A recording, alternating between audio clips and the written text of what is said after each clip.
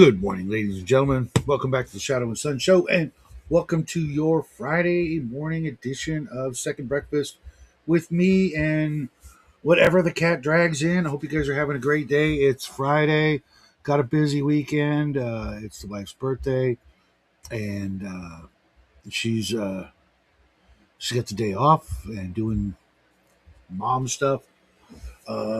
Steven, how you doing?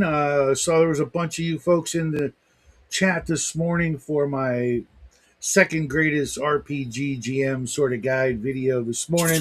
The top secret SI administrator's guide.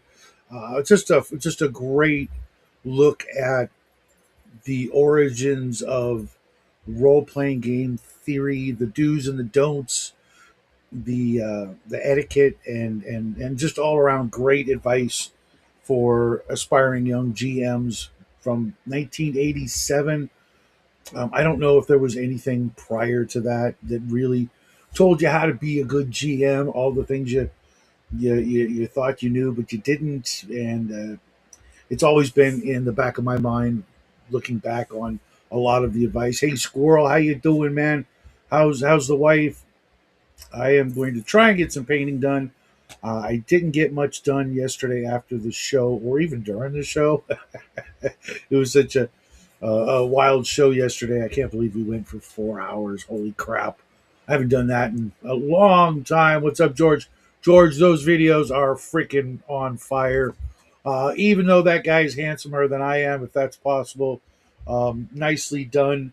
If you haven't seen, go over to Rooster Games and check out all the videos he's made of me teleporting from dimension to dimension as I'm prone to do. I love them. I got to find a way to get. Bear was supposed to make me like a better intro with the music, but with some stuff, and I guess he forgot or got busy or who knows. Um, but it would be nice to have a little something new, especially starting. What is it? August 4th or August 6th. Yeah, it was a really good time.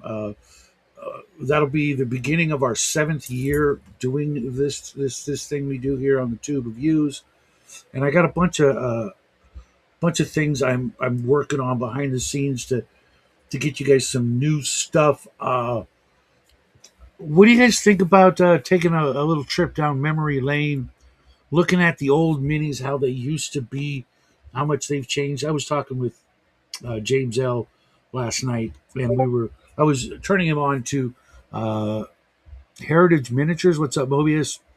As you guys have heard me go on and on about Heritage Miniatures, just absolutely my favorite line of miniatures. Even with everything that's going on today, all the new stuff, the 3D prints, sure they look better, but the charm Heritage, I believe it was Max Carr who did all the sculpting, and he wrote some game stuff as well over the years. But he had just this style that you could just recognize from a mile away. And don't get me wrong, I've got a crap ton of Grenadier minis. Not a lot of Raw Partha. I never really got into them. They were always like a little too wispy, a little too. Hey, what's up, Bloodworth? A little too scrawny for my liking. Grenadier, it had its own style as well. So did Raw Partha, and my good friend over at Classic Minis has like a ton of the molds, and will be happy to make pour you some molds, castings of some of the old school stuff uh, in white metal, and for dirt cheap. I mean, a lot of his prices are less than $5 a mini, and a lot of things that like for me, it's all about lead rot. Lead rot will absolutely one day disintegrate a huge portion of my collection, and there's things that I don't even know what they are, and I may never be able to find them again. I may never even be able to find who made them because the Lost Minis wiki is like down or impossible to find or access like it used to be, and that used to be my go-to place to identify weird odd minis. And for the most part, I've probably narrowed it down to less than 50 minis that I don't know what they are, but they're the ability to replace my lead with something that will last indefinitely, centuries, as opposed to I've seen lead rot from minis less than 40 years old, and to replace them and get them to where that I could also feel free to paint them, because my lead, it's worth a lot of money for the right collectors, and that's only going to be a thing for about 10 years. So I want to swap out my lead for white metal, paint them up, and be able to put them away for Jackie and the grandkids, so they'll be safe to play with them, because lead poisoning, which I say that like that, but I did notice, like fiddling with lead minis and cleaning them and stuff. I would notice a discernible like tingle in my fingertips, from handling lead, and some of the brain damage that I clearly suffered from. I'm going to chalk it up to all the drugs I did in the '60s, and playing with too much lead, especially cleaning lead, because I used to use like pine salt and electric toothbrush over the sink, just scrubbing that paint off. So I'm sure at least one of my lungs is lead plated now. But I'm gonna break out a bunch of that stuff and do like a big walk down memory lane of all the stuff that I mean, you can still find it on eBay, and Middleton and a few other people make recasts of Grenadier, and my friend Michael at Classic Miniatures, he does some Raul Partha, but mostly Heritage and Archive, which don't even get me started on Archive. Neville Stockton, Stockton, I believe is still alive and a friend of George and Dave. So there's a chance, fingers crossed, that I'm going to get to interview him and talk about all the great archive miniatures. There wasn't a lot, but every one of them was unique. And of course, the Star Wars minis, that are probably damn near worth their weight in gold in some minor cases.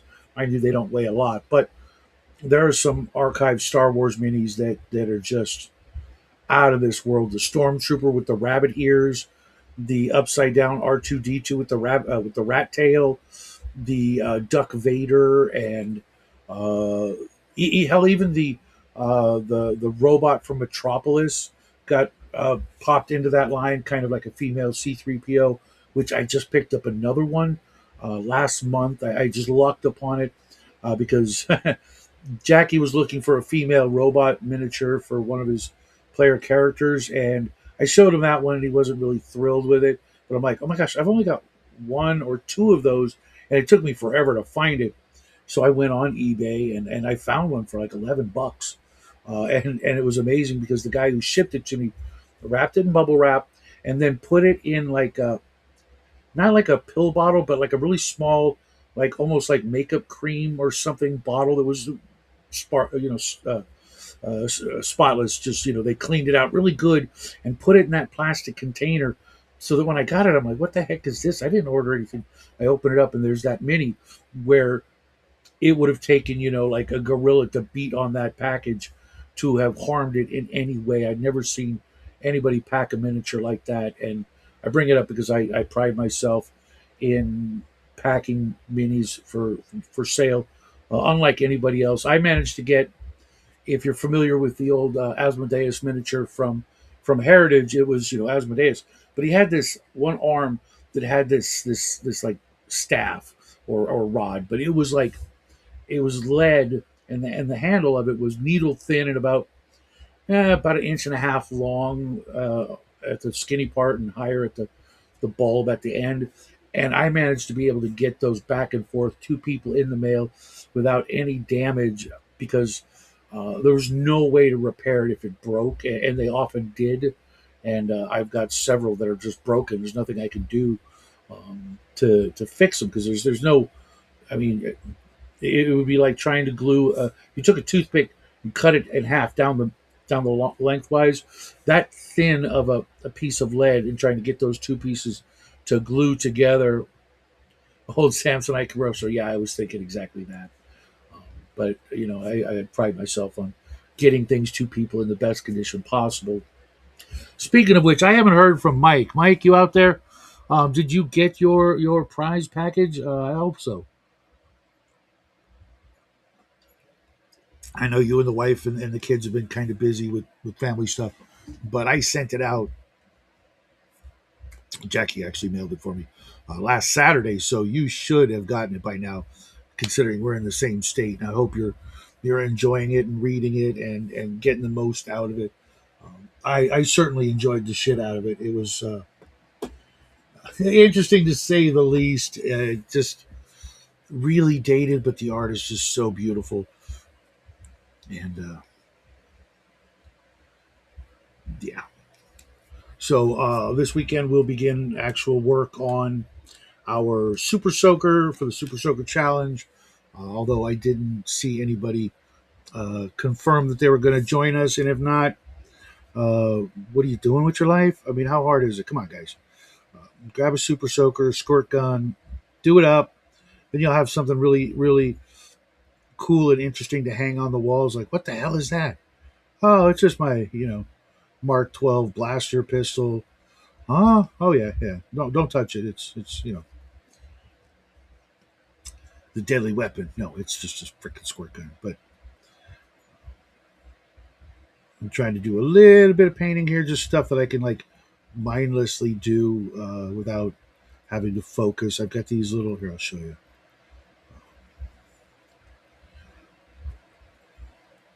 Almost put it in my water cup, the wrong water cup. It pegs it plugs into the walls for Dungeons and Lasers. It's just a little brazier that sticks out and just dresses up your walls. And what's up, Vic? How you doing? You a mini guy? I don't recall ever hearing if you're a mini guy or not. I just got notification that this is kind of a funny story. We'll see what happens. I got a notice from FedEx that I owed them $19. What's up? Bad news. That I owe them $19 for a tariff or something from India, something I bought months and months and months ago, and I just told them to kick rocks. I don't know what you're talking about. Um, but then yesterday or the day before, I got a notification. Yeah, it was yesterday from FedEx that I got a package coming, which happens to be. Give me a sec, Vic, and I'll pop you the link. I got a notification from FedEx saying that my Dungeon Dwellers from Reapers Kickstarter is going to arrive Monday, and I had forgotten all about it. I ordered it like 2 or 3 years ago, and as a late backer, so it's like really slow on the, here you go, here's your thing, and it's basically, if you remember the, in the old days, Heritage Miniatures had these box sets called paint and play sets, and essentially they were about a half a dozen to a dozen miniatures, a little um, strip of those paint by numbers paints, a paintbrush, a little construction paper map, a six-sided die or two, and rules and a painting guide for a little game. One of them was like Knights and Magic, which was like Merlin and King Arthur versus Mordred and stuff like that. Or there was a Lord of the Rings one, and they had two sets. There was Galacta 25. They had two sets. Panzer Troopers had two sets. I said Galacta Dungeon Dwellers, famous monsters and superheroes, and they were all this little box set of minis and a little game that after you've painted everything up, you could play a little game with the minis you got, and that was actually my introduction to D&D. It was the first game I could afford because I was really into minis and I didn't know much about D&D. I'd played once, and I'm like, I'm gonna get this instead of the player's handbook, and I loved it. I played the hell out of it, and eventually I did get my player's handbook, obviously. But Reaper redid that sort of, except they made a big old rule book and a crap ton of miniatures based on the original Heritage minis, and all of that's going to come in Monday, and I could not be happier because I forgot about it, and now I'm going to get it, and now I'm going to get Vic in here. How you doing, man? Surviving, man, surviving. Yeah, yeah, yeah. Are you a mini guy? I've got some minis, but 99.9% of them are unpainted. I don't really care as long as they represent a monster. You know what I mean? Are Or a they are person. they are they new or old school? What's I up with have that? a I have a box of Reapers from about 6 years ago that I've yet to touch. Okay, Reaper's one of my favorite lines in the modern era. Their metal minis are great. Their gray plastic are okay. They're white. Just throw them right into the recycling bin because they're That's what not they what are. the They're the plastic. white plastic ones. I'm sorry to hear that, man. But I do have now.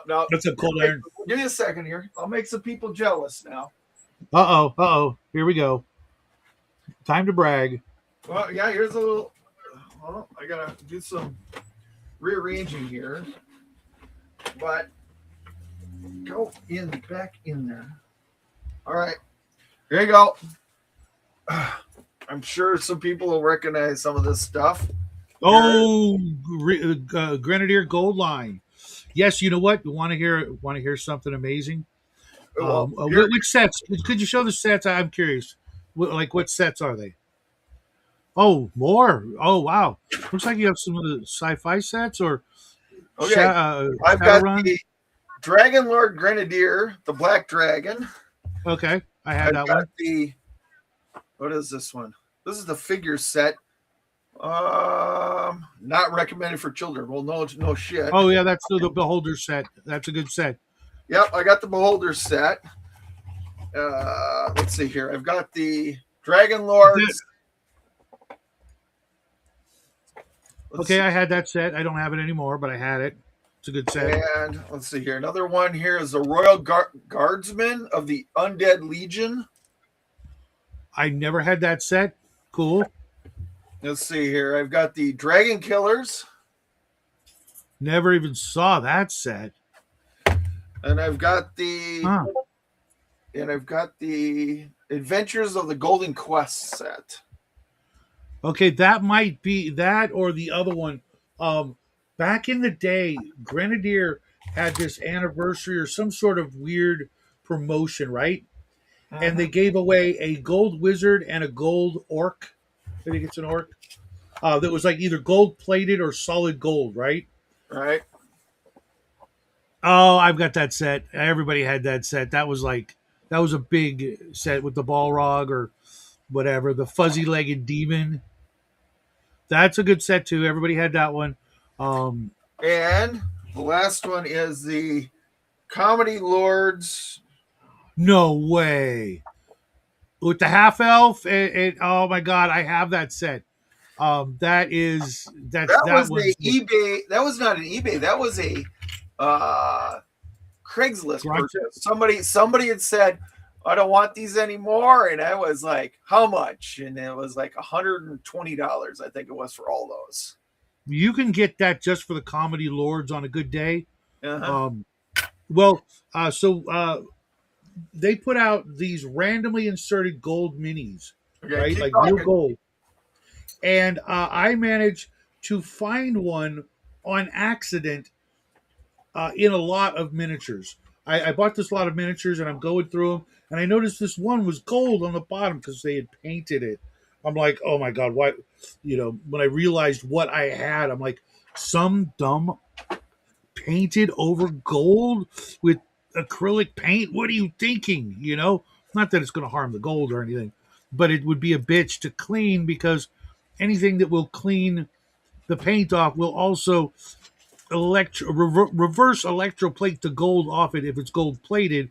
If it was solid gold, then it's worth a couple of thousand to $10,000 now because there's only like two or three in All right. existence. Now I forgot some of these. Here's another one. I had that one. All right. Here's another one. I still have that one. All right. Here's another one. I have that one.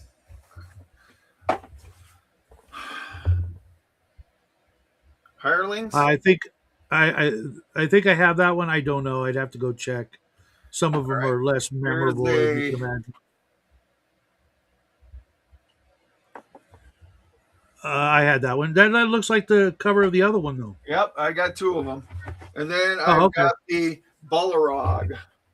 I have that, but it's missing pieces. That's actually a Ralpartha, but it's not bad. It's kind of spindly.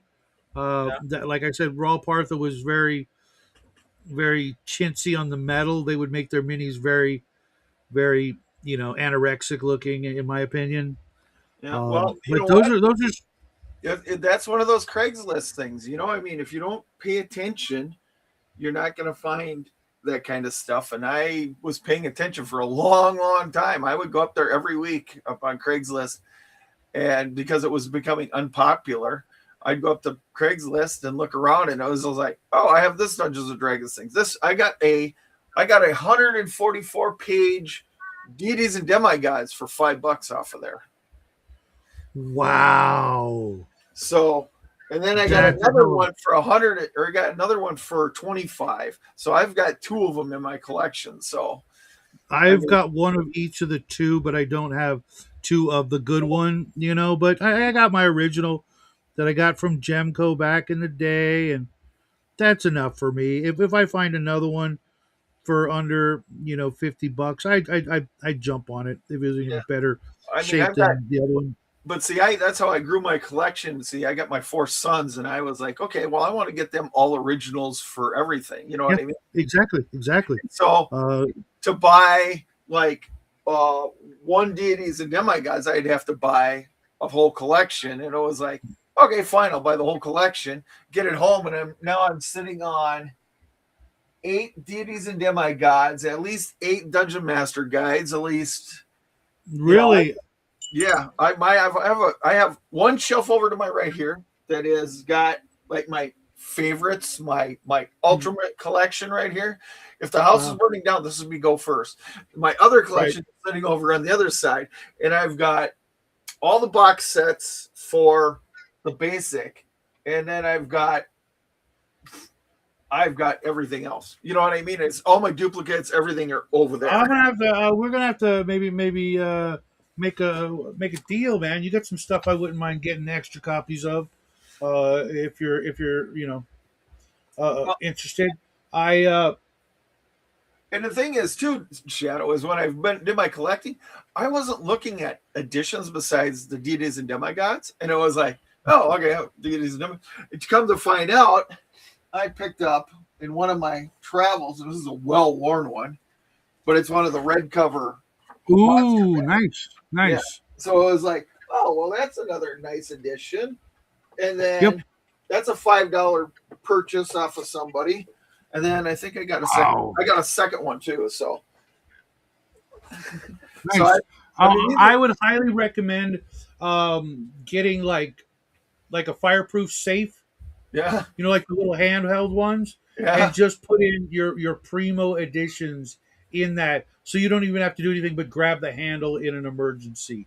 You yeah, know, in lieu of getting a safe deposit box, yeah, because some of those things, if like if you were to take a pristine, like, really nice set of, the 11 books all the mm, way to the Grey Hawk and Dragonlance books, mhm. um, Unearthed, and good luck with the Unearthed, Oriental Adventures, the survival guides, etc. Hey, Julia, sorry I didn't say hi this morning. I was running way behind. The only I thing I totally don't, the only thing I don't have, well, I do have one copy of it, is the Dragonlance, but I never got into Dragonlance at all. same here. Same here. I read it once, went, this is not really for me. I'm glad I got it. The set is complete. And I would seriously, get some magazine bags and boards, for like Time magazine or something like that. Yeah, Throw them in there, seal them, throw them in a fireproof safe. One of those carry safes that you just yep. got to handle, and forget about them. Just seal them and forget about them. Well, when I move to Florida, which is I'm hoping I will be doing by October, they will be going in Nice. a glass cased sort of thing with all my first edition books that are signed by the authors and stuff. And it's just gonna be like, here's my little treasure trove. My kids know about it. They're just like that. You're sitting on thousands and thousands of dollars, and I'm like, yeah, I know, but I don't care. I know. I try to explain that to the wife, and she's like, "Well, why don't you sell them?" Well, because they're only going up in value, and I want them. Yeah. I like knowing that I own them makes me happy.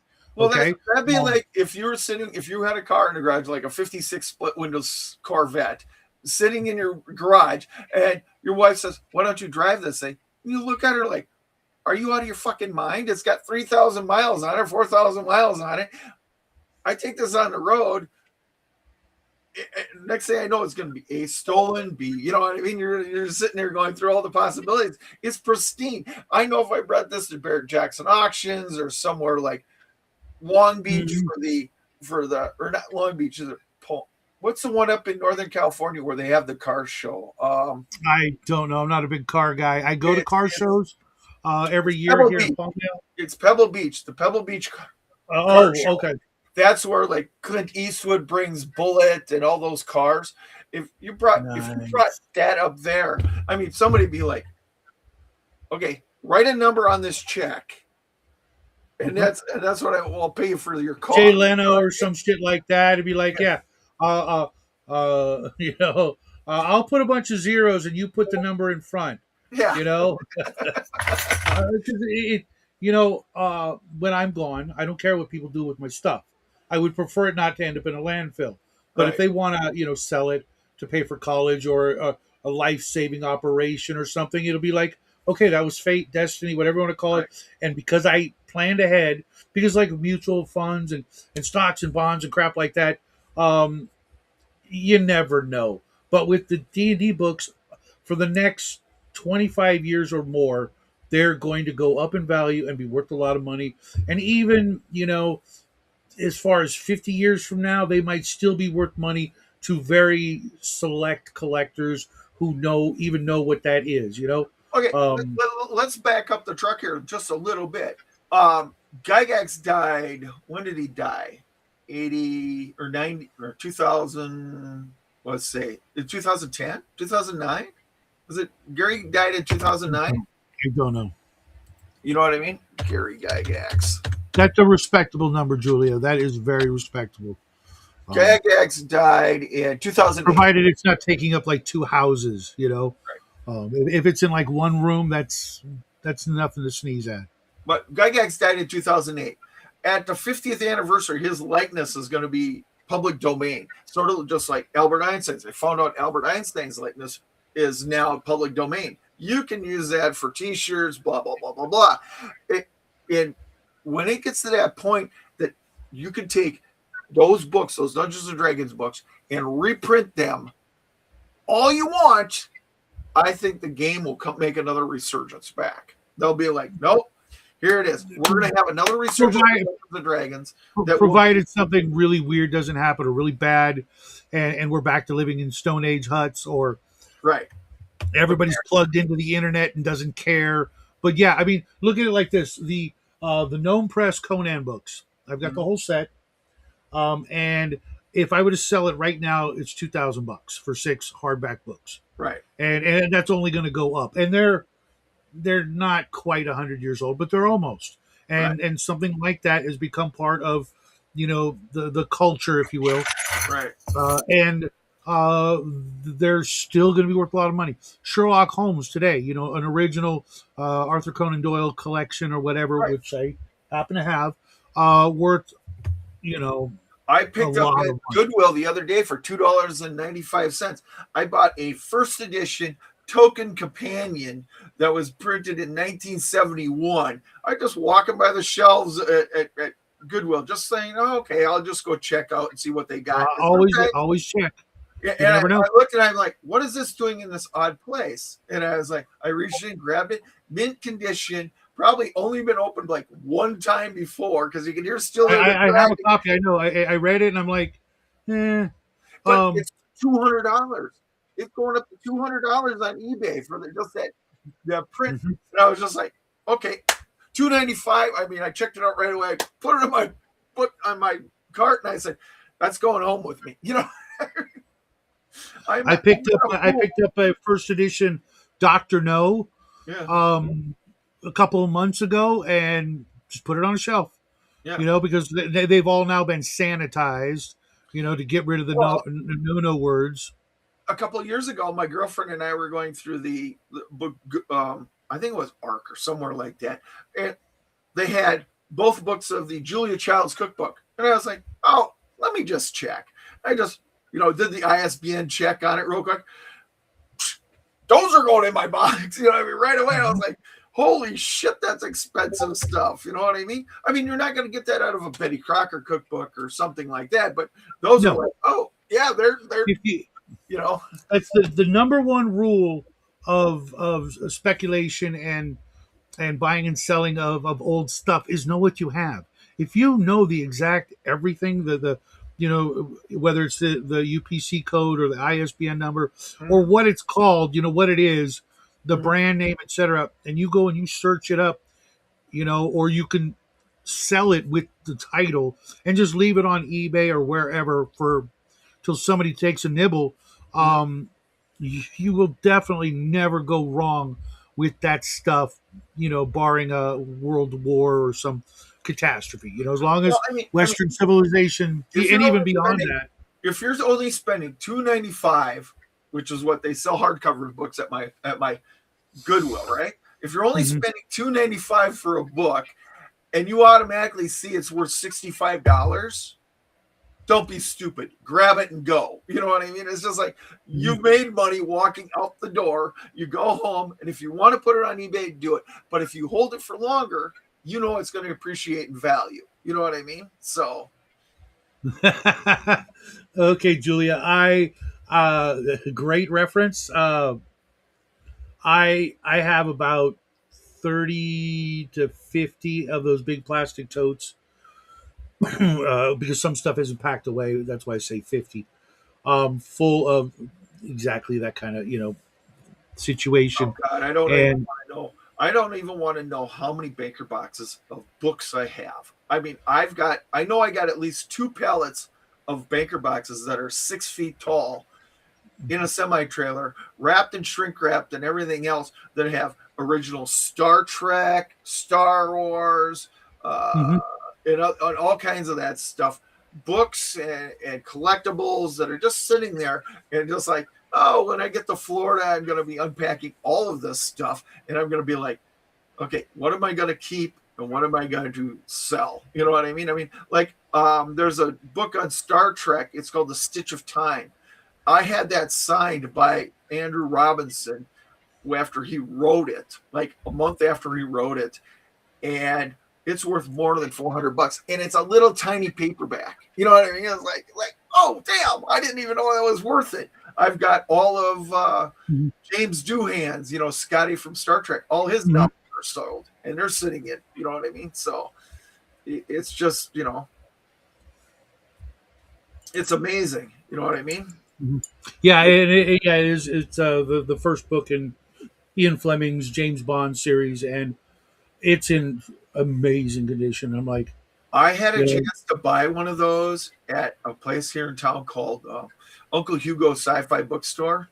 I passed on it, and I regret it to this day because I went back like a week later looking for it, and it was gone. I was like, "Oh, of son course. of a bitch!" Yeah, yeah. And my bookstore or my no, we don't have bookstores where I live. We have a Barnes and Noble that doesn't count. We've Yeah, got a couple of thrift stores, and the one and only one that has it has like two IKEA shelves of books, and it's mostly CDs and crap and self help right. books. But every once in a while, I find something. Even a while back, I picked up uh, the Lord of the Rings trilogy, like the most recent one with the movie imagery on it. You know, Yep, picked them up just cause. You know what? Um, I one of these days I'm going to bump into someone who's never read the Lord of the Rings and I can go, here you go. You know, yep, no skin off my ass whatsoever. Here you go. Just enjoy, right? right. And absolutely, you know, there's something about like filling an empty slot, you know, a placeholder, you know, replacing that placeholder with the thing that belongs there, you Right. know, to go done, you know. Um, I know that when I rarely have friends over because just I'm sort of a hermit like that. But Same when here. they come over, they look at my shelves and they're just like, "Oh my god." Yeah, I wouldn't tell too many people where you live, you know. Um, I've only had out of my gaming group, I've had one, two, I think three people over to my house. Three people, and they looked at my collection and they just went, "Holy shit, man! Where did you get this stuff?" And I just flat out told them, "I'm just and that's it. You know, one what people don't realize is that part of the factor of the price mhm, is the man hours and the effort that it goes to find and grab the thing. You may get lucky and find it just totally random, but the whole process of you having decided to collect whatever that year was to the present, you've put in man hours of research on eBay and Craigslist and everywhere else, marketplaces and I things went, like that. I went almost 200 miles once for a guy selling a collection out in the boondocks. I was looking on Craigslist and he had this thing for $150, and I was like, and he listed everything on it. I was like, "You're 200 miles out in the boondocks. Who's going to go out there and pick that up?" And I said, "I'll buy it from you." So I drove the 200 miles out there, picked up the books, came back. I came back with just this alone paid for it. Oh, come on. Encyclopedia Magica. The whole, Right here, brother. I've got I mean, all come four. on. I mean, that just needs That's a little. $350 minimum. Just starting Right, $350. And that's giving you like a discount on one book because you're buying four. But if right. they're in really good condition, you're looking at 500. I I'm also came missing away with. I also came a with. couple of the other ones from the spellcasters books. I'm missing one magic user and one or two cleric books.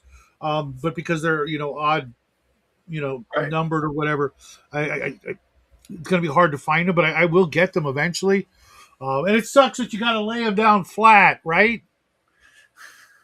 Because Yep. of the damn covers. What were they thinking? You know what I mean? Of all my books, these ones have to lay flat because they have these oversized leather covers that are or not real leather, fake leather, that are Pleather. really thin. And if you stand them up, they're gonna bend. The covers are gonna bend and Right. get all jacked up. And uh, The only thing I'm looking for now is the priest. The priest ones. I'm looking for all of those. So, I I've mean, got I got priests 1 and 2 and wizards 1, 2, and 4. So uh, I'm missing number 3 of the priests and number 3 of I'm missing number 3 on both. That's convenient. I might have Shadow. I might have an extra. I know I got an extra sitting around here. I just got to find it, but I think I might have it. That number 3 you're looking for. So Really? Okay. yeah, I might Okay. have one sitting here. I just gotta. I don't know. It's got to be in a box somewhere around here because I've got Well, of course, it's in a box. You didn't put it in a bag. no. It's in a bucket. What? you know? Well, Uh, I know I got one. I just gotta look around, and figure out which one it is. But yeah. if I find it, I'll let you know. But like I got rid of all my Dragon magazines. I was like, Ooh, yeah, I I know, didn't right? have Magic anything. cards. I didn't have anything below 50 on my Dragon magazine, so I was like, and I downloaded them all from the Anna archive. I mean, I've got them all in my. I've been there too. You know what? I'll tell you this right off the bat. The Dragon magazine, as much as we love and revere that publication, um, it's crap. When it comes to collecting, unless you've got the first 25, those are the only Now, ones that are ever going to be worth. let's back up just a second here. I have I I know David Wesley, the one of Mhm. the guy who Blackmore or not Blackmore. He's a Blackmore guy. That's good. Good. Bronstein.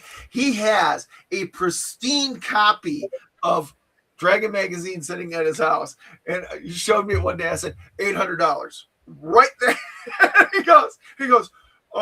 Griff Morgan could get me 2,000. I said, I'm giving you the right now price. I will give you $800 for that thing out the door. And he's just like, I'll think about it. I'm just like, yeah, okay, David.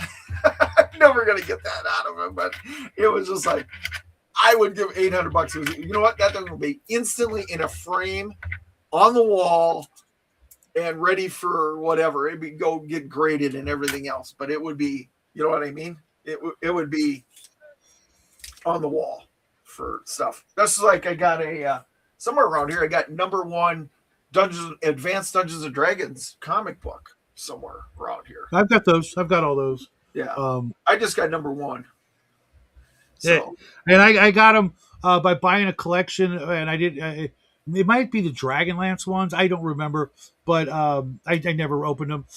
Magic cards. I probably got 50 to a couple hundred grand in those. I can't wait to open up a shop. Just those are going to be the first things to go. oh, Cash and carry. speaking of that, David Wesley's got original packs when Magic the Gathering was at Gen Con the first time. He's got 20 or so of those packs unopened of Magic the Gathering. And they were just handing them out to people. He says, yeah, I took a stack full. And I was just like, David, do you realize if you open even one of those, it's worth $20,000? I mean, just opening the goddamn thing. I said, if you've got a one card in there, it could be worth $3 million. And he's like, oh, well, I'm just gonna let that ride for a while. I'm like, David, Mhm. you and your wife could take a round the world cruise, not have to worry about anything. With Elon Musk, okay? I Yeah, mean, yeah, uh, yeah. I've gotten burned so many times on trying to sell magic online. Just never going to do it. But open up a store, a glass case full of crap. Come and take it all. And I've got dual lands and stuff going all the way back to Arabian Nights. No Moxes or Lotuses or any of the really right. cool shit from the first two sets. But after that, lots of good stuff. I don't give two craps about it. I'll half book price it and I out the know for door it'll go. sure in one of my semi trailer somewhere is some Pokemon from my kids 20 something years ago. And I'm just like, I've got several binders of that from an ex girlfriend's kid, and in it I found a sealed uh, card from one of the starter decks from the first run in right? English. I looked it up just curious. $5 grand. Yeah, I don't want it. I don't give two shits. Here, I'll take three. You know, right, there you go. Don't care. Just right. take it. Well, Give I me the just, cash. Here you if go. I was to open a store, It's still sealed in the original factory package. The starter decks had like one foil card in this like cellophane like right? pack. And the cover so you could see the cool card. And I like $5 grand really. Okay, yeah, here you go.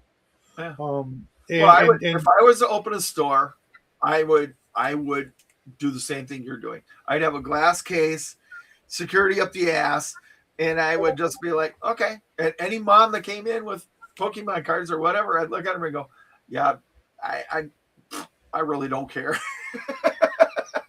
My kids, no, my kids, I got two of my kids are into Pokemon, and they make bang buck. But I mean, they're stupid.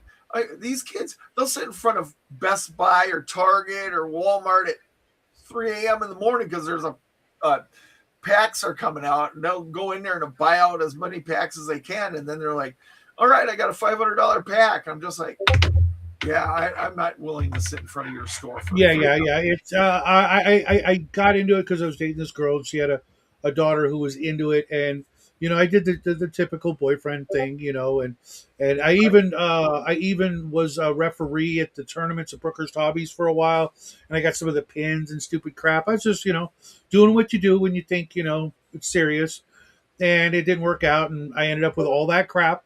I've got an original Charizard foil, which is worth a freaking fortune. Just a whole bunch of crap like that other people want it. Cool, Mhm. come by the store, and that's one of the reasons why I want to move to Texas is I will be security. If you know what I mean, in the shop. Yeah. Oh, um, if I was to open a shop, it would be books, coffee, and I would probably put a little food stand in there and do something of that Uh, nature. me and the guys have been talking about this for years. Uh, it's you've got to make like 75% of your money on everything but what you're trying to sell Right. to keep the doors open, lights on, the alarm going, all that crap. You've got to have like rental fees for tables. You've got to sell food. You've got to sell T-shirts and all this other stupid shit to get people to come in for the good stuff. Well, It's really hard. If you go to any good game shop, you'll see a bunch of crap. You're like, why are you still selling, Funko Pops or Pokemon cards oh or god, whatever? Because that's what people expect. That's what people buy, readily, as in like it's 10, $20, not like 750 or 50. It's got to be, the little stuff that keeps bringing people in and eventually they see the thing, and then they'll save up for the thing, or they'll buy the more expensive thing. Right. Well, that's why you got to rotate that expensive stuff in and out. I mean, if it doesn't sell 1 month, you take it out for a month and a half. Then they come back and the guy's looking for it, and you're like, I think I can hook you up, but it's going to cost you this. And then you go in the back and you go, I got to make a call. And then you say, if you're here tomorrow, I'll have it out for you. I'll get it Yeah, for you. yeah. Well, everything but cards I would have on eBay as well. Yeah. And have the eBay item number and everything, just so that as soon as if it's sold in the store, I could cancel it on eBay, and let people know that, hey, this is on eBay as well. Have a little like card saying, also available on eBay, so they know that just because you see it here in the shop doesn't mean it's going to be here tomorrow, because the Right. mail comes at 11 o'clock and it might be going out the door because somebody beat you to the point. Right. Well, there's different ways to play that game. You know what I mean? I mean, it's sort of like some things like I make for Dave Con. I make like the Oh God, oh my God, Julia just brought up something I had forgotten about, but I remember kind of fondly because it was weird. The phone cards. You never remember saw those? them. Never saw Yeah, they them. were like prepaid phone cards, right? Yeah. But it would have like Dungeons and Dragons on it. Never And it saw would be them. But I preloaded. here's the difference between me and you, Shadow. You grew up in SoCal, and I grew up in fucking bumfuck North Dakota. So Hey, there are times I would have happily traded places with you. yeah. Um, like now, the shop where you are beats the hell out of where I am. We've got Well, a couple of shops within sort of driving distance, but they're crap. One is a big comic book store that's got more space dedicated to gaming than anything else, and I it's go to a huge. store that's mainly Magic the Gathering and that kind of stuff, and that's where I game at. But you know what? The Dungeons and Dragons players come in there and they see me playing the old school, and they're like, you sit there and they stand around sometimes and they're watching. I'm just like, if you want to join, pull up. Oh no, I'm a fifth edition player, but I just wanted to see how you do this. And Right. I'm like, well, I, you know. And then that's I've how you had do it, man. If we want to keep it alive and recruit new people and introduce new people to the something problem with fifth edition different. is when their character dies, they're just like, can I bring him back? I'm like, uh, you're 300 miles from nowhere. You ain't got a priest in the group that can raise the dead or anything like that. You're basically screwed unless you've got, something going on somewhere. Or you've paid enough money to have a priest raise you. If you've got 50,000 gold pieces, you probably can get done. But you're a first level character, not a chance. Yeah, I don't even do that. Resurrect, raise dead, all that bringing back from the dead, with two exceptions. Excuse me, just doesn't happen for me because reasons. If you've got a magic item which are insanely rare, maybe. I mean, Mhm. it'll work and you'll come back. And in my 2.5 year campaign, I think there's been one or two bringbacks because of those kind of items, or maybe only one. Right, I don't know. The other one is Death's Door, the Unearthed Arcana spell, where you can come back from like -20 or more kind of right. thing. And I just use that because it's better than using the Resurrect, because I find that kind of blasphemous.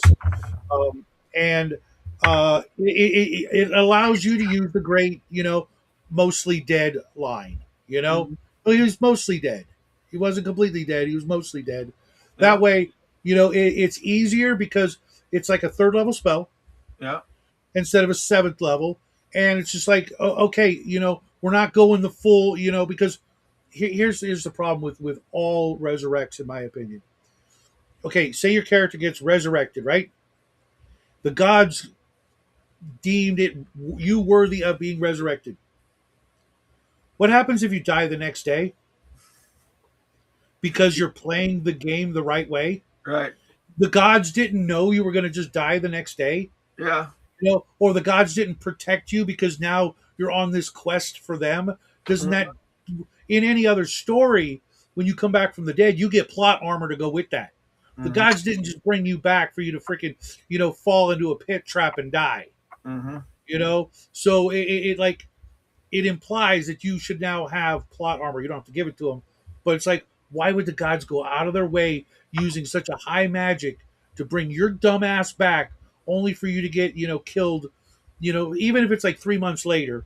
You know what I mean? It's like, sure, you might have done a lot of good, and things are working behind the scenes, and because you did this thing here and here, it made the grand design work. But no, it Mm-hmm. shouldn't be like that, because that's like the most powerful of magics in all of magical lore and history and books and novels and all that crap. That's the most powerful thing that's ever happened in magic, other than like in comic books where they try to break that freaking barrier and do something even crazier, like recreate the universe. Well, So going back, let's go back a little bit here. These guys are talking about shops. The only shops I've ever known to last are the shops uh, that own their building.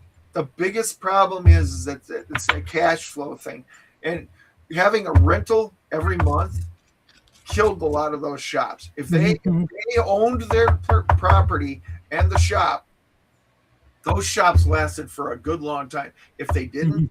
they always went out of business. I never saw a shop that stuck around that Well, nobody. there's a couple. I want to say Comics Unlimited in Orange County. There was another one, this really big one. I forget the name of it, but they owned the freaking building, and it was right on the corner of something and something, a big, street, Right. and it was there like my whole life, and it was rare that I could get to it because it was kind of far. But you're absolutely right. You've got to own the building, if not the whole strip mall, even Yep. better. Because if you own the strip mall, you can then bring people in to run the pizza place. You can bring people in to run the photocopy place or whatever. Right. Laundromat. If you owned a mall with three other tenants, they were paying your property taxes, everything, and you Mhm. basically are running the store scot free except for your employees. And that would be the ideal situation if you were going to open a comic shop or a game store, is to do something like that. I mean, or if you own a or if you own a game store, you got to run a convention. I mean, if Luke Gygax were to take some of his revenue from Gary Con and open a game store, he would probably Well, didn't who was it? Or was that Lanasa that had the museum and shop? NASA. Yeah, yeah, yeah, yeah. I He mean, but that I mean, jerk off. He tried to make a comic. He tried to make a gaming convention at the same time as Luke Gygax. Bad idea. He tried to do it in Lake Geneva yeah, without the support of the Gygaxes. Bad idea. I yeah. mean, And he well, he was just from what I understand, he was just a bad person to begin with. So there's all of that. But I mean, you've got to do the everything. You got to do. It's not just a one thing. It's not your strategy has to be big, and you have to plan you got and do a lot of things on the side to keep the main thing going, because it's a hard business to you run and cannot keep up. alienate the originals. You You know what I mean? the old guard? No, no, no. You can't. You have to have them on your side, and if you have them on your side, the younger ones, Matt Mercers and the rest of this, they want to play with these guys. So they'll come out and into your convention, and it's just an added bonus. And you just keep adding people. If you look like at davecon.net, you'll see all my guests for next year. I still got more guests to add. I'm adding them as we speak. I'm talking to them and everything else. And it's just like they're getting older. This is the last chance you guys are going to be able to get to these conventions and actually Yep. play these games with these people. And people don't realize it. They're just like, oh, well, I can wait another year for David Wesley. David Wesley's 85 years old and has diabetes. Tell But me, you're not. you know what I mean? you know, Yeah, that's a big one, isn't it? Amongst our kind. Well, and then you got them having strokes. One of my guests had a stroke recently. I'm not allowed to say which one it is, but he had a stroke, and I mean, how much do you think he's going to be at the convention anymore? You know what I mean? Um, there's, I mean, Some of these guys have had triple bypass surgeries and stuff like that. I mean, they're not getting any younger. And it's just, if you want to go to a convention, an old school convention, you know, it's like, now's the time to pack your bags and go. And I keep telling that to like James down in Florida, DM James. I'm like, James, if you ever want to play these games with these guys, you better pack your bag, get out of your house, and go. You know what I mean? Mm-hmm. It's and Minnesota's cheap because all of them live here. You know what I mean? If I was in, that's why Gary Cons costs so much. I mean, he's buying all their rooms or hotel rooms and meals and stuff like that. When you're buying that ticket, you're paying for all those guys to show up. You know what I mean? He's paying for Errol Otis to fly in. He's paying for, Errol Otis is in San Francisco. I mean, if I was running a convention in San Francisco, I'd put Errol Otis right at the top of my list. Every convention, he would be there. You know what I mean? Yeah. I'm supposed to get to talk to him sometime soon, because he's working on Arduin, bloody Arduin. Um, it kills me, man. Every time I think of Frisco, growing up as a kid, I could have hopped on a bus and gone out there, but my parents would have, freaked out. I'm Right. 14. But I'm on a bus. I'm on a bus going to San Francisco. They'd have lost their freaking minds. You know what I mean? yeah, but you also got Mike Pondsmith out there. You've got uh, Luke Gygax out there. I mean, if somebody were to put a convention out in California, I think you would probably do pretty good because there's a lot of the designers and stuff like that from back in the day. Not a Mhm. huge amount of them, but there's a bunch of them out there that you could attract to them. And that's like a friend of mine asked me if I wanted to put a convention in Orlando. I said I'd do it, but I gotta see the market. I gotta see what's exactly going on and Mhm. how much it would cost me to fly guys in, and then the hotels, and Mhm. you gotta time everything just right. And if it's Florida in the wintertime, holy shit, that's a whole nother expense. You know what I mean? Because you've got the tourist trade and everything else. So you got to sort of time everything out. So What's up, Dean? How you doing? I I, I haven't been to a con in a while, but that's going to change soon here with once Jackie gets into school, college or whatever. when's he gonna be in college this year? Isn't it this year? Yeah, he's going to start going to a local college this year, do the 2 year thing, and then we'll see.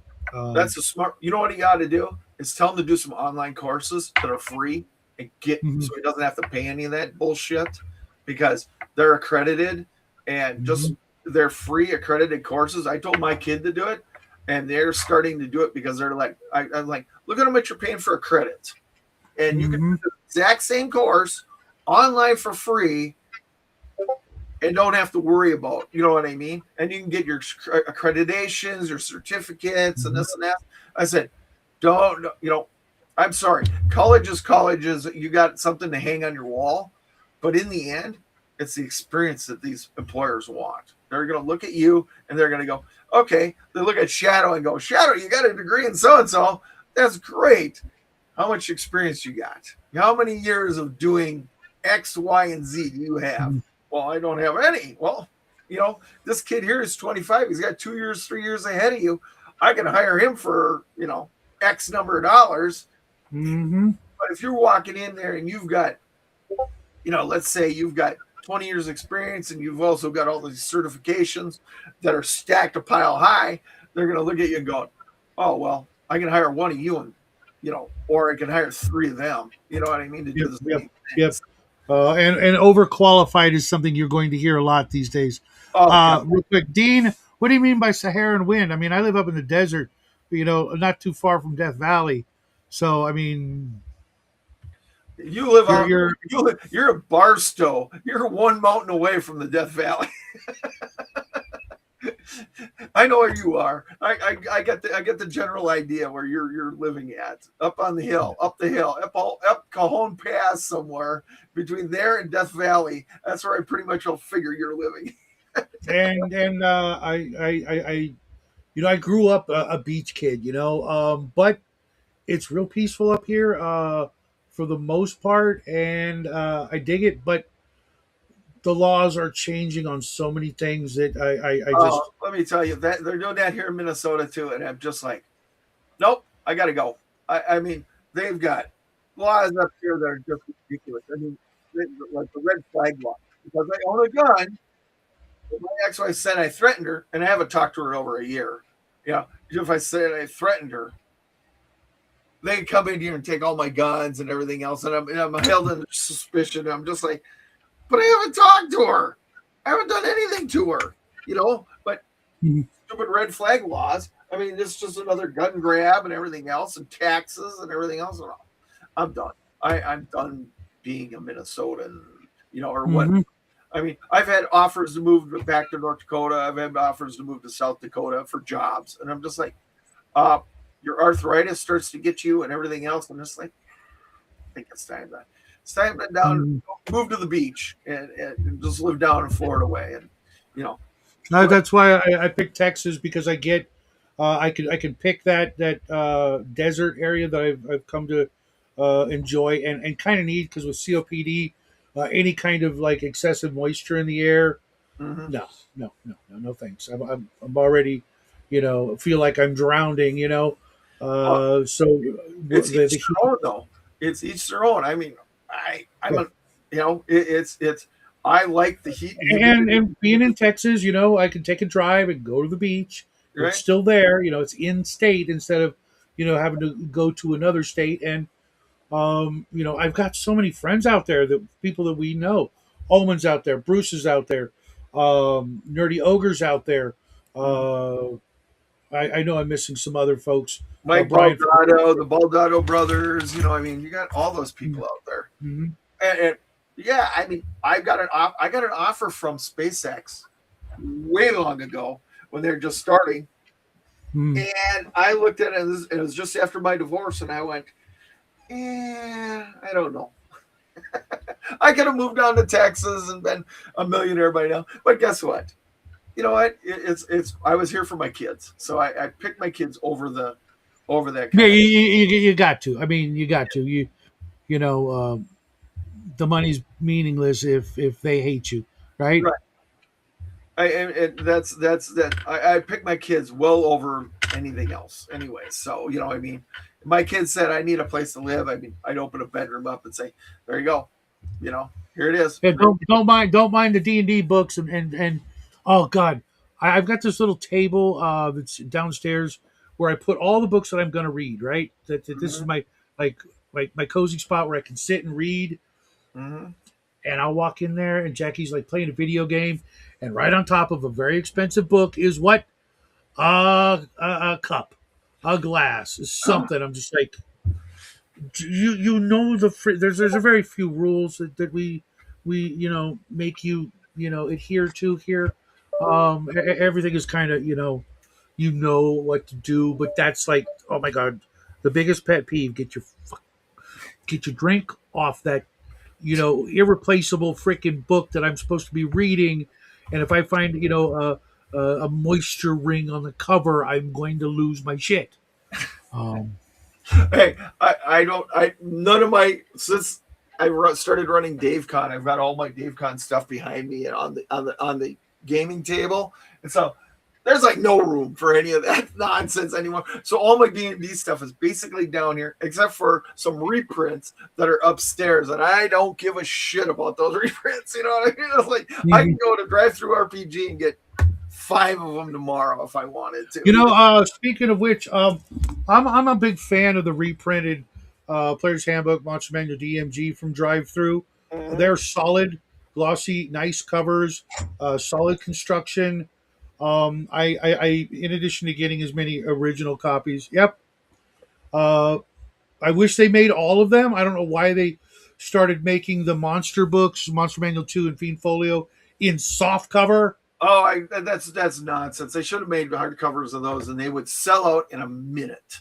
I mean, Well, if they they used made to. They five used thousand to, of but them, they changed over because I guess sales were dipping, and that was just a temporary thing. Offer whatever, you know what I mean? Just make it available, and people will eventually buy. It's not like you're printing it and stacking them up and waiting for people to buy them. You right? print them as needed. I've got two PODs coming Something, in, one something from like Drive that, though, Through, one Shadow. from Lulu. But something like that, Shadow. If I was the printer down in Memphis, I think that's where Drive Through is located at.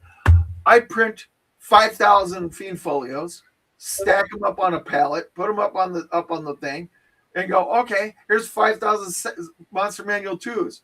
Put them on the website. You have 5,000 of them. You're not going to print them out again for another year. You know what I mean? Here's your Or chance. 10.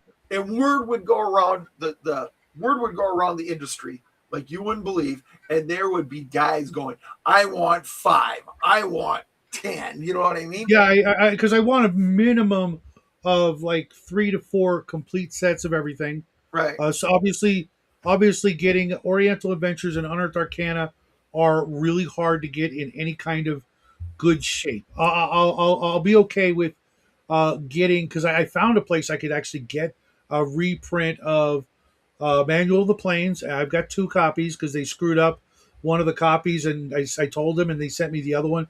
And the one they screwed up is just really light print, but you can read it, But so they sent me another one, and I've got.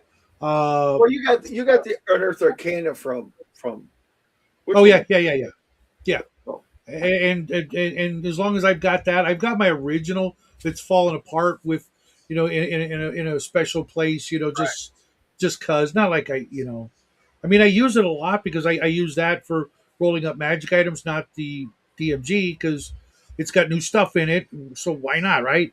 right, Um, but the Oriental book I got from Bubba. He traded me my original copy of Manual of the Plains for Oriental, because I never used Manual of the Plains. That's all up here. But Oriental Adventures, that's different, and he never used it.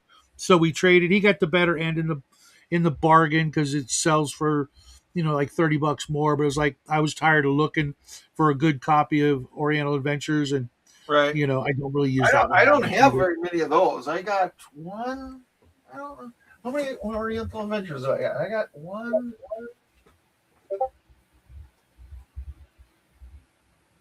I got 6 of them, but Oh, okay. Screw you, man. I'm jealous.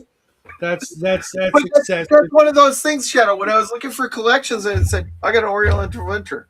All right, I'll buy your whole damn collection.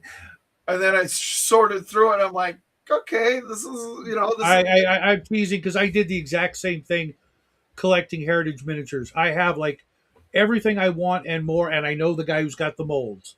mhm. Okay, and I ran the price up on heritage miniatures. You can't get a single heritage miniature now for less than $15 for like a fighter. Okay, just a human Mhm. or an orc. It's $15.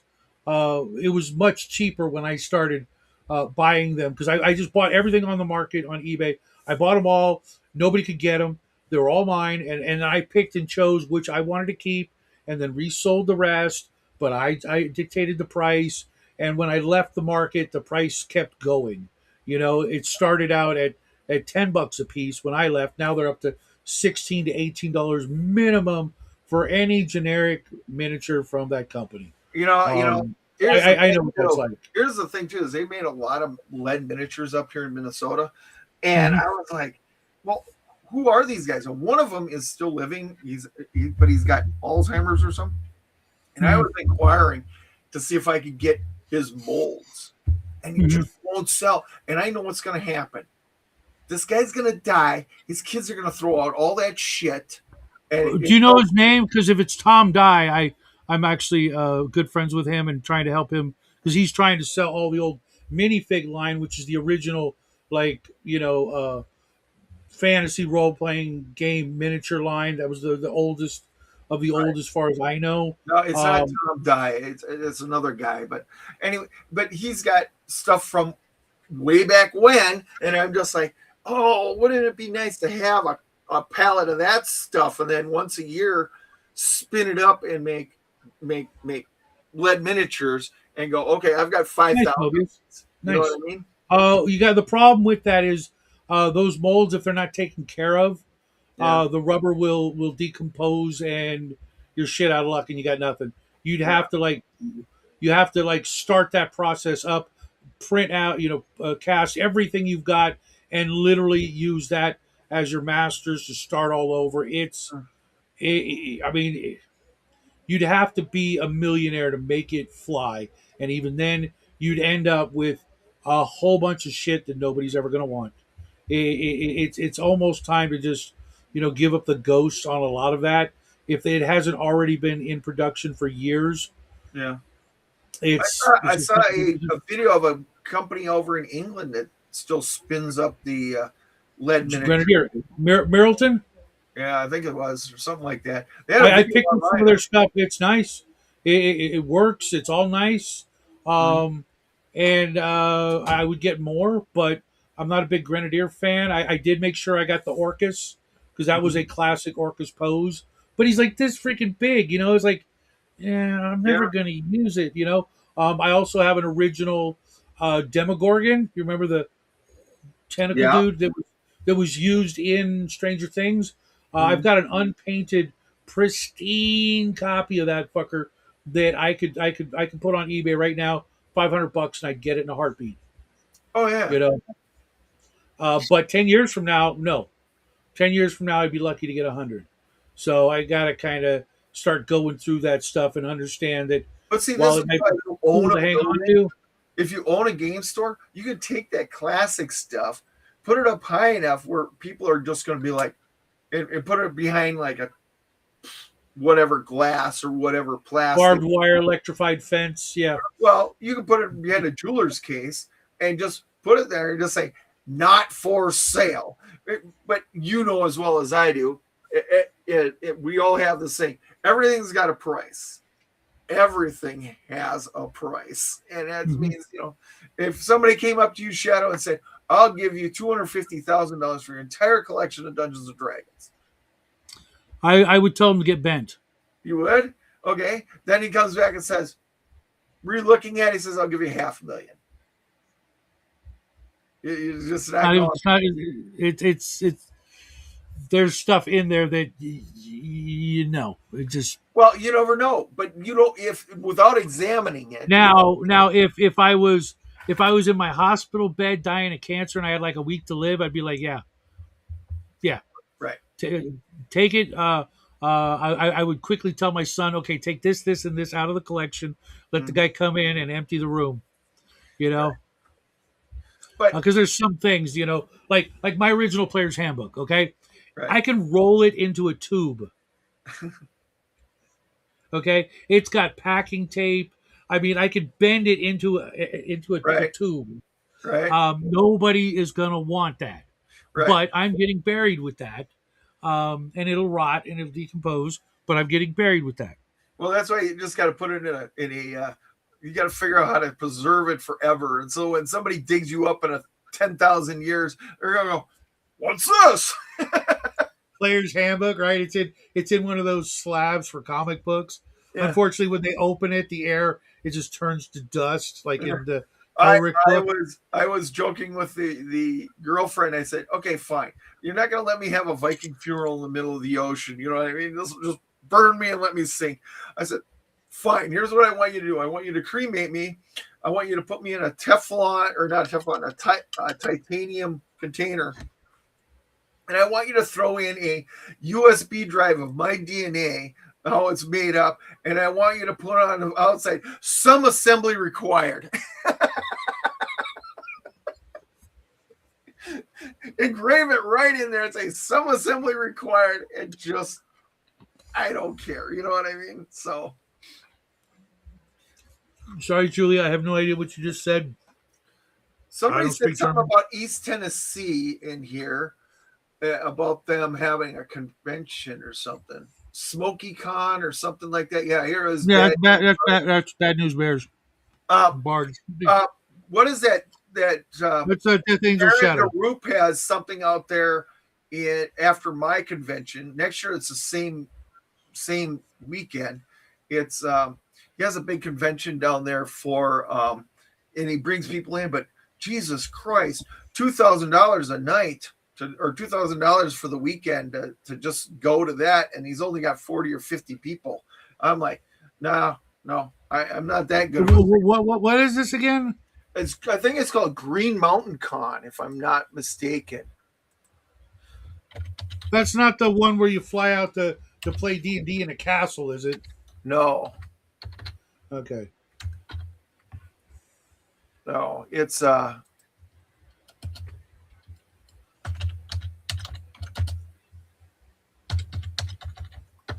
trying to look it up. Oh, that Green Dragon Fest. Green It's for Dragon rich people. Fest. That's it. That's it. Green Dragon Fest. Never heard of it.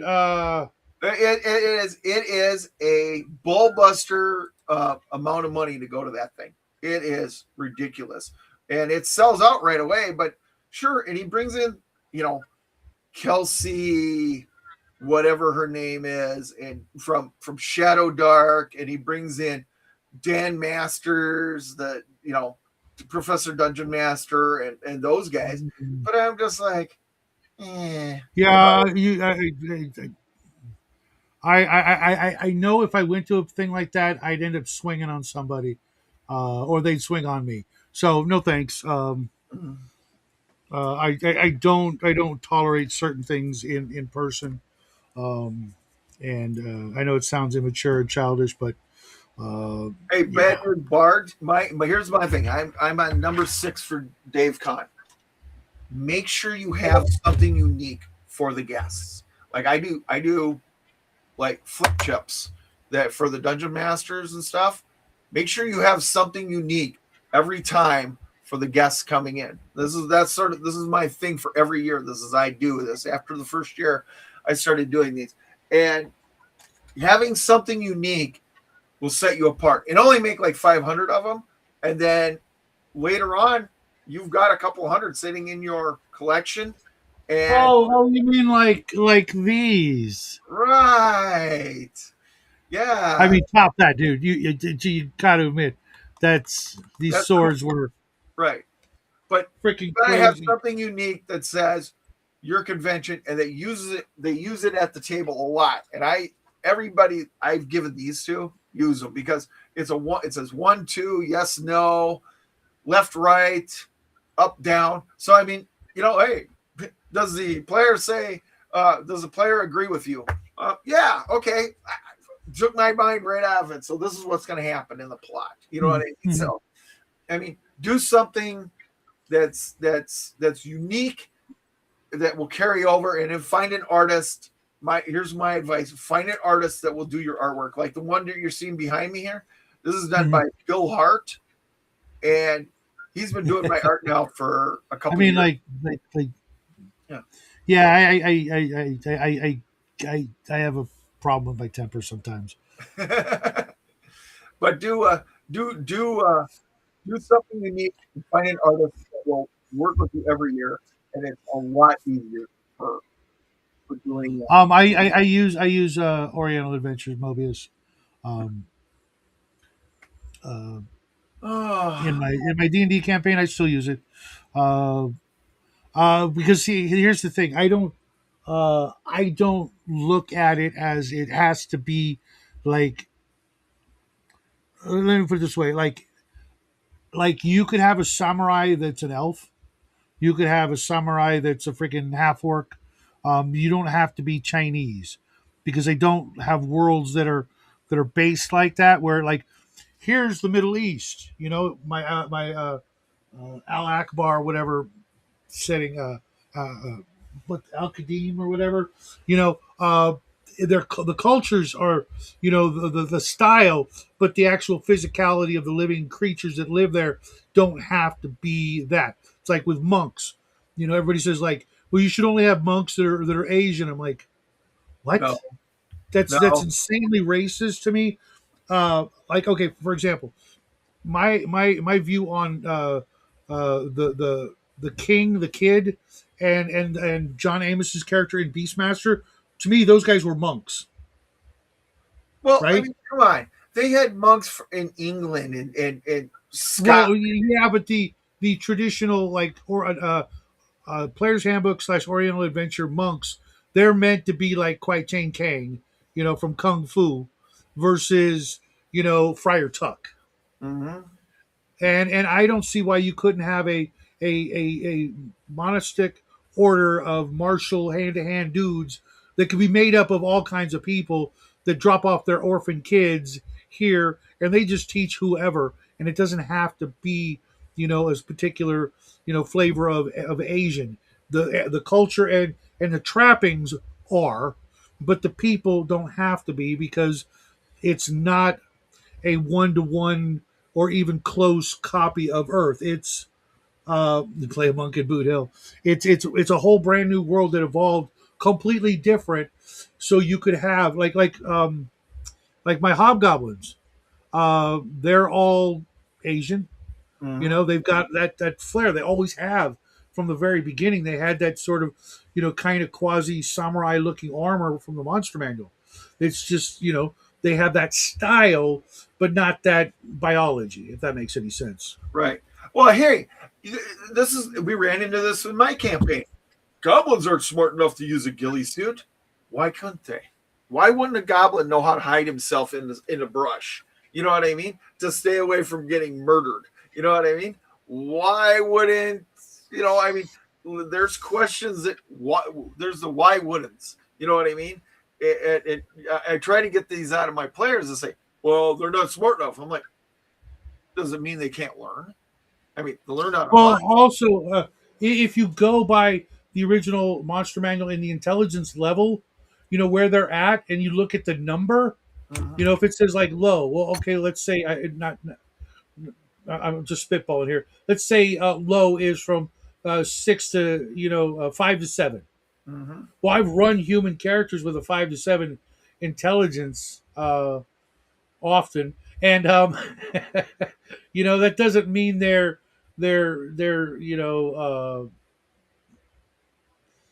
worse than retarded. They might just be Oh, retarded, but they can still learn to do stuff. all right. They've got Gygax, so many put it inside the functioning, book. memory Gygax, units. put it inside the book. Let's, you know Yeah, what I yeah, mean? yeah. I'm just being lazy. You But know. I mean, let's say a goblin. Let's just turn here to the goblins. We'll see here. What is a goblin's intelligence? Just quickly, we'll just figure this out. A goblin's intelligence is average to low. Average, people. I mean, so they're not exactly Average to average low is is 8 to 10 to low is 5 to 10. So I mean, there's some really stupid we've goblins, all and there's run. some We've. smart I ones. mean, so you're saying that if you're running a thief, they have to have an intelligence higher than 10. We've all run thieves with intelligence much lower, and God help us on the wisdom score. That's that wisdom is your dump stat if you're running a thief. Right, Just saying, or a bard. right. Um, well, no, not a bard, because you got to have a 15 in. Oop, I got to plug in. If you're running the old bard that everybody hates and I particularly love, you've got to have a 15 wisdom. But that's me. I like the old freaking multi-class bard because I'm complicated. Yeah, Um, well, I don't like bards, and I don't have them in my campaign because they are optional. So I mean, I just I don't most like. people, most people don't like them. I see. Uh, here's the thing. I know they're not perfect, and if I did it myself, I would do it a little bit different. But it's like this: how many different complete careers have you had? Well, true, Several, right? right, In the course of your life, you started out as a teenager, maybe as a box boy, and you maxed that out, right? right. And then you go to college and you study for the thing, and you find out, when you're 32, I need a change, or I'd rather be doing this, and I got part of this stuff knocked out. So I'm going to go take this new career and this new one. But in most of our games, changing class is like just not allowed because humans can't do it, or you can do it once. Bullshit. You live long enough on a long enough timeline, you might be able to knock out 10 freaking careers because you've done these things. A lot of people might go, well, that's not great. You never mastered one. It's like, well, how do you know? Maybe I did, and that's why I moved on. Maybe I maxed out at box boy, at the tender age of 19, and I moved on to some other career. Mhm. Julie says, I spent several years working with young people who have low IQ.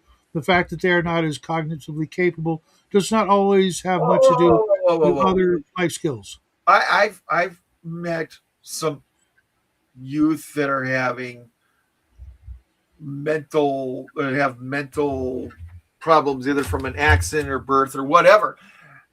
Some things they're not good at, but other things they excel at, and it's just Right. you cannot You judge a never book know by what its you're going cover. to get. When you make a human brain, you never know what you're getting, what they're going to be good at until they try. They find what they're good at, and you could easily have, like I was just saying with the thief. They've got some of the most technical skills in the game. Right? But if you look it up, you need like what, like an 8 or a 9 intelligence, maybe. Oh, okay. You're telling me that the characters that's got an 8 intelligence and managed to make it to 11th level thief has this like 85% chance of disarming a trap. Mm-hmm. You've got some people with 18 intelligence that wouldn't know their freaking, their ass from a hole in the ground when it comes to things mechanical. Mm-hmm. Oh, I got a So I got a former brother-in-law. I got a former brother-in-law that's an attorney. He's brilliant. Hand him a screwdriver, and he's like, "How do I use this?" right, right, It's like okay. And you go to his house, exactly. Julia. he We has get that. he has a hammer, two screwdrivers, and a pliers. That's it for all of his equipment in his house. He calls me up and says, "Hey, I need to do this," and I'm coming over with a toolbox and a half. I'm just like, "All right, I got everything I could possibly need because I know this is going to be something that's But it's like he's one of these guys that's got enough money. He just calls somebody and says, "Come fix it." Right? And God help him in a real emergency. But Yeah, if you're in a real emergency and you need an attorney, what's his number? yeah, that's right. He never gives it for free either. I mean, I'll go over to his house and it's like, I have a leaking faucet. Okay, I'll roll over there, fix it in 2 seconds, and I'm just like, well, if you turned it off, Mm-hmm. or you put this washer in here, yeah, that's all it took. Oh, you know. Yeah, yeah, yeah. But if I call them up for something I need done, it's like, wow, I'm $350 an hour. I'm like, I'm asking I'll you remember what that do next I time you have a leaky faucet. do? Have you hired a plumber lately? Um, that's legal. Yeah. It's not cheap either. Uh-huh. Uh, I mean, like I said, homeowners there's some can't people trust them. with real brains, and then there's complete. I mean, but they are complete idiots when it comes down to social, mechanical, and some other things. I mean, And that's they're just there. how that's just not only how they're wired, but that's how they were meant to be. So Mhm. just accept them, move on. You can give them a hard time here and there, but just understand that they're probably looking at you the same way. Fucker didn't do this or that, on his taxes, fucking moron. Right, We can't know everything. That's why we have lots of different people. If we right, knew everything, we'd be the Borg, and that would be boring. Because then right, you would never be able to hide anything from anybody, and everybody would know exactly what's in your porn stash. Nobody wants that. right. Well, and AI thinks, and people think that AI is the answer to everything. Go up there and ask some questions on AI.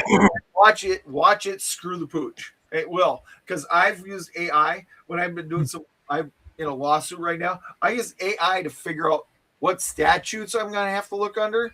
But I go on the state website and I read it all to make sure AI didn't get it wrong. You know what I mean? Oh, Because it will make shit up. It'll make shit up just as often as it won't, from what I hear. I mean, you got to do your research. You can get it's good for some stuff. It'll be better for more stuff, and um, God help us when it's great at everything. Mhm. Because it will figure out that we are the weak link, and it doesn't need us anymore, and it'll figure out how to replace us. Well, you know what I do? I enter text into something and I just say, search for this. You know what I mean? Or I say, look up this book, search for this. And then they tell me what page it's on. And then I'm like, okay, I'm going to go look this up and I'm going to read it now. You know what I mean? Because AI tries to break it down for you. And it's like, what the fuck planet are they coming from on this? You know what I mean? So, I mean, it's, it's AI is good for some things and shitty for others. So, Yeah, and hopefully we'll put some safeguards on it and make sure it can't access, certain parts of the internet ever. well, here's the problem. Here's the problem. We got too many programmers on this planet that will try to hack around something. You know what I mean? It'll be trying to be an Yeah, anonymous. yeah. I can put Eventually, we'll be looking at the Forbin project, and we'll all be screwed. Um, well, and that's why I want to live on 10 acres and be out in the middle of bumfuck Florida and going, okay, shit hits the planet. We have a Carrington event or something like that. And I don't know. I know I'm trying to be, think I'm a smartass, but do you know what a Carrington event is? Shadow? what is? A Carrington event.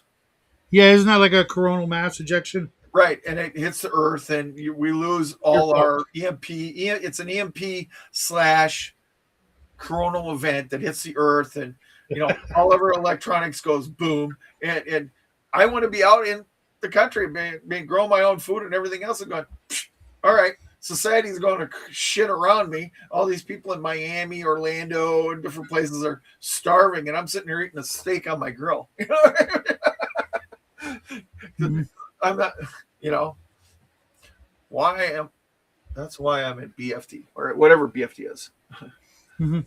Yeah, that's something I was talking with my friend James L Oh, last night. bumfuck Tennessee's trying to say. I get it now. For us, it's always BFE, Yeah. Egypt.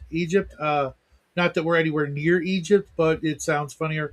I'm looking at getting a new uh, deep freezer or a deep freezer. We've got two freezers, but I want a deep one.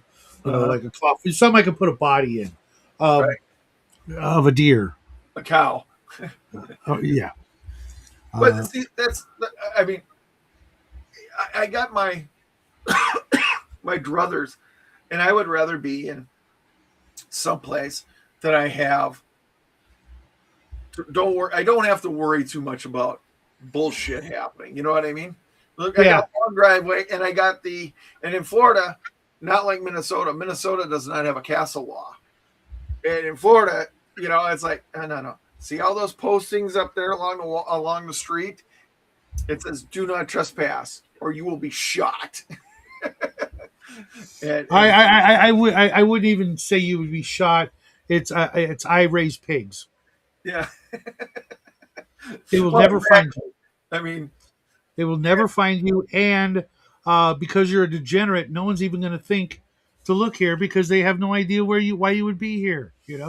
well, it wouldn't even be. I would Shadow might do the body like that, but I'd feed it to the pigs, and when I found all the bones, I'd throw them inside a big bonfire, and I would just burn it to a crisp. I just turn it up to 2,000 degrees, and it'll be ash. You know what I mean? It'd just be like, no, you're going to be ash. It doesn't matter. It is not that hard to make a 2,000-degree fire. Just build it right, and it will burn everything down to its constituent atoms. You know what I'm saying? That's good to know. Bad news, because that's what I want. I mean, I'll get the permit if that's what's required, but I've already decided that I probably will open carry. I know it's dumb in a lot of cases, but it's like you may have because like I see these videos where people take a gun off somebody. I'll be like, oh, you may have got that one. That one's empty. This one isn't. Mm-hmm. You know what I mean? Well, I've never been a pistol guy. I can't hit the broadside of a barn with a pistol, but give me a rifle and I'll let you go out at 300 yards, and I'll make sure I touch you in a place you don't want. Mhm.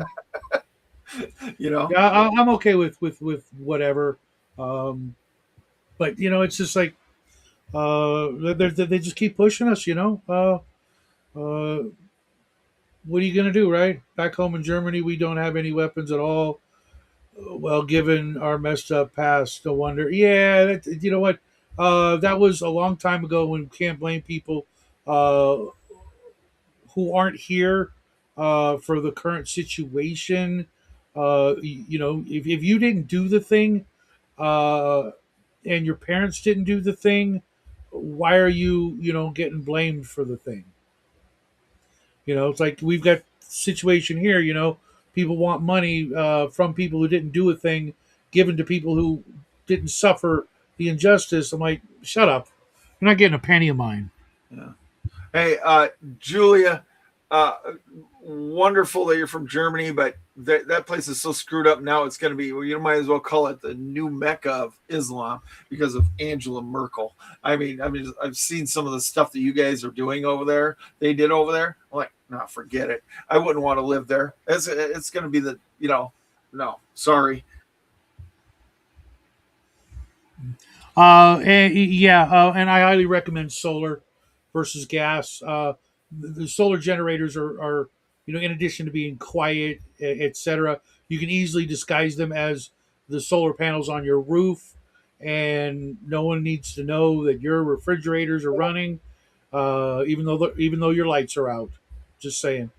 Um, Well, I got a generator and I would get both wind and solar if I were to do it. So I mean, I would have everything I could possibly have that the I generating know we would. were looking into when we first moved here. We were looking into wind turbines and things like that because we've got like a river of them off in the distance. It was funny when we first moved in. I'm like, at nighttime, there's this freaking this stream of red lights all way off in the distance, and I'm like, that can't be cars at this hour. Couldn't figure it out. Then one day I took out my binoculars. And I'm like, oh, they're windmills. Okay, great. And when we were looking at it, it was uh, we would have been able to actually make money off it. But then, real quick after that, they decided, yeah, no, nobody gets to make any money. They'll give you credits and they'll do this, but they'll actually keep most of it, and you get nothing. Like you could literally be generating more electricity than you could possibly use, Mm-hmm. and you still won't turn a penny a profit. Yeah, but I have a uncle that's off the grid here in Minnesota. He doesn't feed it back to the.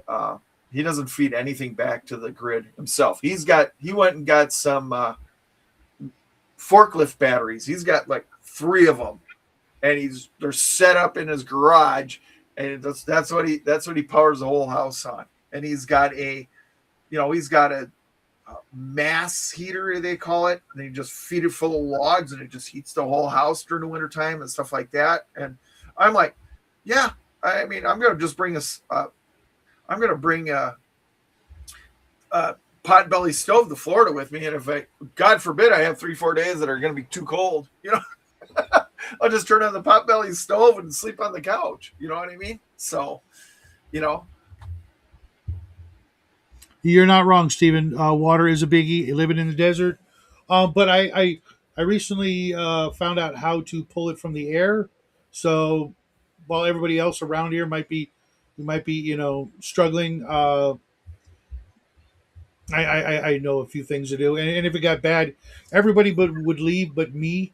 I'd be the last guy, and they'd have to drag me kicking and screaming because I know what happens. In those situations, you come home and everything of value is gone. I, And hello. I wish we could do that, have a well, but I don't think there's any water to be had that way here where I live. We do have a river that in worse situations I could go to, but everybody else would be doing the same fucking thing. Um, if you look into it, with some chain link fencing and some buckets and some pipes, you can get a little bit every morning from the dew, even in hot weather at nighttime or whatever. You can still gather it, so to speak, and then it drips into a thing, and you got water. It's not a lot, but the more of the contraptions, I'm going to call them, that you make, the more you would get. And you could make them so that people don't even know that that's what it is, because most people are kind of, ignorant of what one of those things looks like. Um, and I'll be doing, I'll be doing fine. No worries, Julia. Vic went AFK as well. I think it cost me a few thousand to drill deep enough. Yeah, and then everybody knows in your neighborhood that because here comes this big freaking drill, and everybody will see that you've got a well. So anybody within 20 miles is going to know that, hey, this guy's got a well. I wonder why. You know,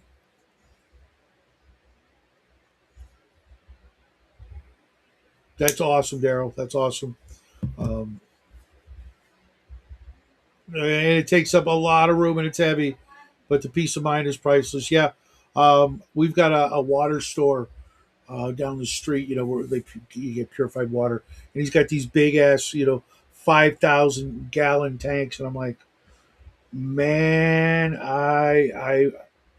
if I could, I would get at least two of those and put them in, outbuildings and, you know, but nope, nope, nope, not yet.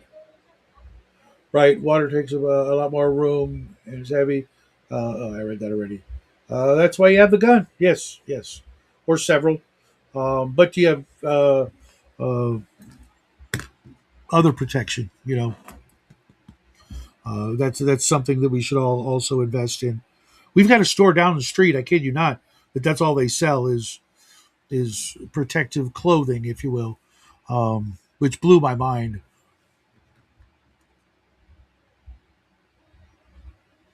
Right, but here's the thing. I mean, you say you know your neighbors, but do you?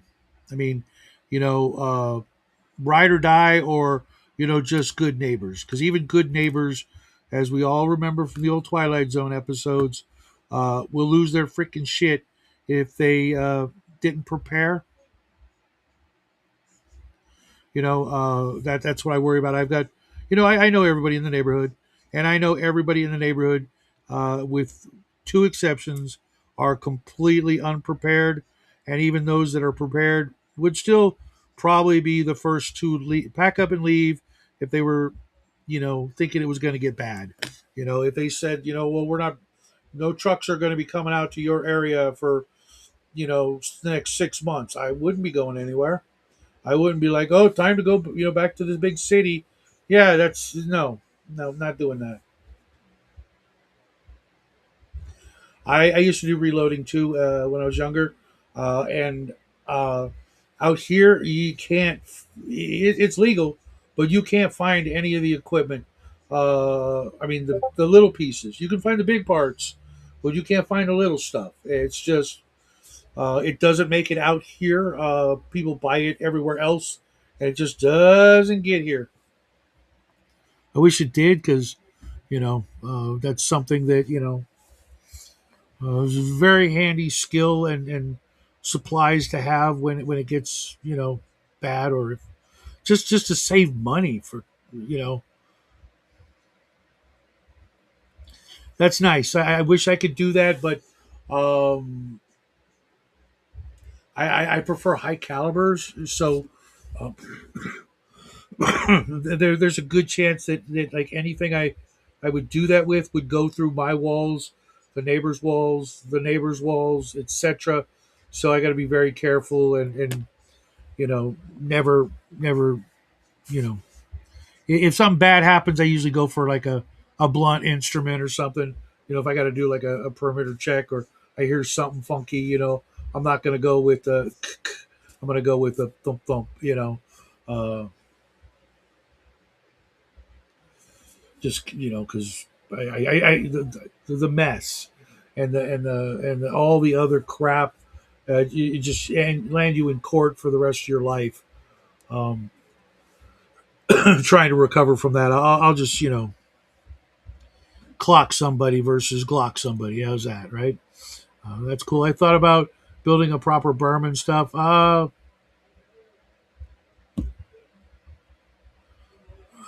shoot 800 to 1,000 rounds. Says Stephen Kennedy a month. I have my own range, so that's fucking gorgeous, dude. That's oh man, that sounds like so much fun. Um, I thought it sounds like you have an inherent fear of riot shields. No, no, no. I just you know nothing ever happens where I live. It's peaceful. It's quiet. It's mostly seniors. Um, it's but we do have a part of town down on a certain side where it's not as well developed, and the average income is much lower, and that's where all the crime is. But uh, uh, you never know. Anything could happen. Yeah. Black bear. Yeah, I would definitely not want to see one of those in my backyard. We do have coyotes, so there's that. But even then, you just make some noise and they go running.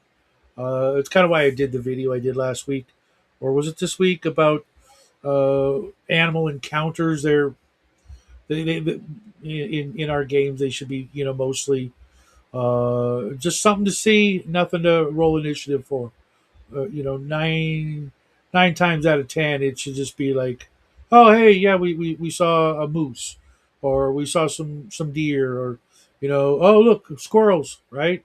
Not, oh my god, a bear is attacking us, which would suck because uh, if if two or three guys were in melee combat with a bear and they had like plate mail and even like really sharp awesome swords, they're all gonna die.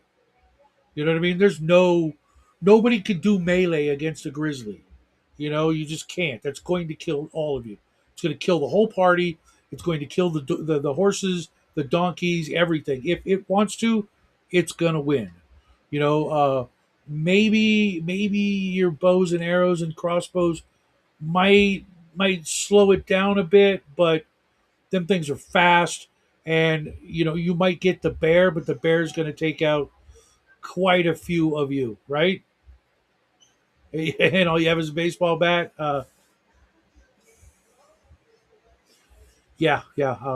I need to take one of my rifles out and really run it through its paces, because 1,000 yards is like, that's like short range for it. I don't think there's any. I would literally have to go so far out into the desert to make sure that I don't hit anything. Uh, I don't know what I was thinking when I bought it. Uh, we have so many storks in our village, 30 plus. Okay, they aren't exactly dangerous, but they are rare. Um, so I'm guessing then you have like a really high population of newborns always, because the storks are bringing them in. I own a cold steel boar spear. I wouldn't want to take a bear with it. Yeah, dude.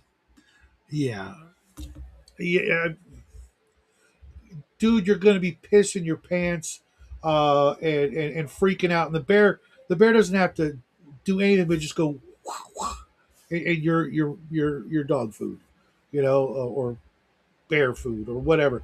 They're so massive. They're so strong and powerful, uh, and quick and dense that you still might like fully unload on it, and it's going to be like another 45 seconds before it realizes, or it is dead. The momentum and all that. You may kill it, but then it's going to fall on top of you, and you're, at least I got the bear. You know, um, we had a juvenile male come through our property last year. Yeah, you just, those disposable air horns and things like that. Just shit like that will drive them off faster than most. Or a gun. Just fire it into the ground or something. You mean governor? Uh, Daryl? I want one of those so bad, but can't have them here. The judge or the governor, either one. 45 or 410 shotgun shells. Uh, I'd love to fucking be able to carry one of those. Uh, Probably just got kicked out of mama's den. Yeah, a lion can break a man's neck with one swing of its paw. Right. But you make some noise. Pots and pans, clang them together, and they don't want no part of that. Uh, for a bunch of reasons, but one of them, which nobody ever talks about, is because their hearing's so good. While it just sounds annoying to us, to them it's probably, like someone blasting one of those air horns right in your ear. And all the sprays are a great idea, but I don't want to get that close to anything, with four legs and an attitude. Except this guy over here, and his attitude is just, which is funny. Wish you guys could see that when I like tell him something he doesn't. I tell him something he doesn't like, and he'll just go like, "Screw you." It's so funny how much he understands and okay, okay. Well, the judge is pretty fucking big, for a handgun. Have you ever seen a judge or a governor? Uh, the cylinder is like this fucking long. It has to be, um, and it would probably go flying out of my hands as well. Um, but when a cat attacks you, you probably wouldn't see it coming. Just saying, yeah, yeah, they're crazy.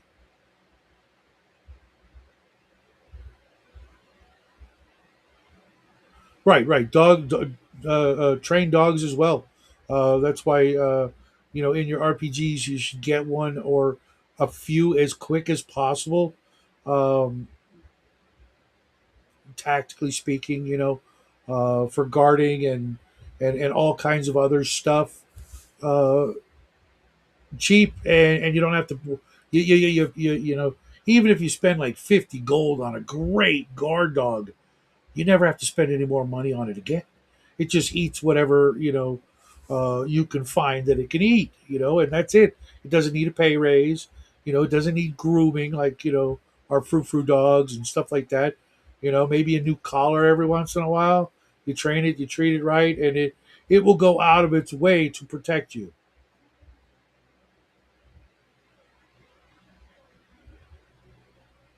Is that the 10 mil or the 40 cal? Because I think that's what I have. Blink Dog. Yeah, Blink Dogs will be fun. A friend of mine was so bummed that I didn't let him get one in my campaign. I was just like, you didn't do the right thing. And then they left the island where the Blink Dogs lived. Such a shame. Um, One of these days he'll be back and I'll hook him up. Be like, oh, hey, there's Blink Dogs in the market. Only 12,000 gold for a puppy. He'd freaking drop the money in a heartbeat. I know him. He raises dogs, and his favorites are Chihuahuas. So he went for the meanest of all four legged uh, furry freeloaders.